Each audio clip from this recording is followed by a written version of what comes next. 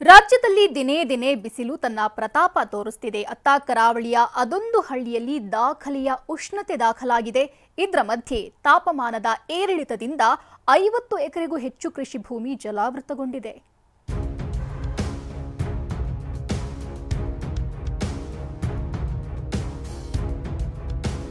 ಉತ್ತರ ಕನ್ನಡ ಜಿಲ್ಲೆಯ 9 ಕಡೆ ದಾಖಲೆಯ ಉಷ್ಣಾಂಶ 41.3 ಡಿಗ್ರಿ ಉಷ್ಣಾಂಶ ದಾಖಲು.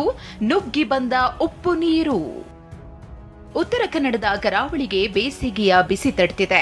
ಫೆಬ್ರವರಿ 25ರಂದು ಜಿಲ್ಲೆಯ 9 ಕಡೆ ದಾಖಲೆ ಪ್ರಮಾಣದ ಉಷ್ಣತೆ ದಾಖಲಾಗಿದೆ. ಅದರಲ್ಲೂ ಕಾರವಾರದ ಸಾವಂತವಾಡ ಗ್ರಾಮದಲ್ಲಿ 41.3 ಡಿಗ್ರಿ ಸೆಲ್ಸಿಯಸ್ ಉಷ್ಣಾಂಶ ದಾಖಲಾಗಿದ್ದು, ರಾಜ್ಯದಲ್ಲಿ ಅತಿ ಹೆಚ್ಚು ಉಷ್ಣಾಂಶ ದಾಖಲಾದ ಗ್ರಾಮ ಎನಿಸಿಕೊಂಡಿದೆ. ಈ ಮಧ್ಯೆ ನಾಳೆ ಮತ್ತೆ ಬಿಸಿಗಾಳಿ ಹೆಚ್ಚಾಗಿ ಕಂಡುಬರುವ ಸಾಧ್ಯತೆ ಇದ್ದು, ಮಧ್ಯಾಹ್ನದ ಹೊತ್ತು ಹೊರಗೆ ಹೋಗುವುದನ್ನು ಅವಾಯ್ಡ್ ಮಾಡಲು ಉತ್ತರ ಕನ್ನಡ ಡಿಸಿ ಲಕ್ಷ್ಮೀ ಪ್ರಿಯಾ ಮನವಿ ಮಾಡಿದ್ದಾರೆ. ಪ್ರತ್ಯೇಕವಾಗಿ ನಮ್ಮ ಜಿಲ್ಲೆಯಲ್ಲಿ 9 ಕಡೆ 39ರಿಂದ 41 ತನಕ ಡಿಗ್ರಿ ಸೆಲ್ಸಿಯಸ್ ತನಕ ಟೆಂಪರೇಚರ್ ರೆಕಾರ್ಡ್ ಆಗಿದೆ.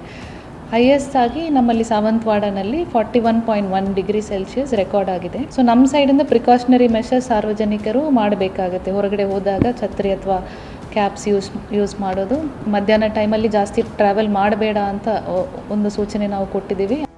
ಬೇಸಿಗೆಯಲ್ಲಿ ಸಮುದ್ರದಲ್ಲಿನ ನೀರಿನ ಮಟ್ಟ ಹೆಚ್ಚಾಗುತ್ತೆ. ಇದರಿಂದಾಗಿ ಕಾರವಾರದ ಕಿನ್ನರೆ ಗ್ರಾಮದಲ್ಲಿನ ಸುಮಾರು 50 ಎಕರೆಗೂ ಹೆಚ್ಚು ಕೃಷಿ ಜಮೀನಿಗೆ ಉಪ್ಪು ನೀರು ನುಗ್ಗಿದೆ. ಉಪ್ಪು ನೀರಿನ ತಡೆಗೆ ಕಟ್ಟಿರುವ ಬ್ರಿಡ್ಜ್ ಕಮ್ ಬ್ಯಾರೇಜ್ ದಾಟಿ ನೀರು ಕೃಷಿ ಭೂಮಿಗಳಿಗೆ ನುಗ್ಗಿ ಬಂದಿದೆ.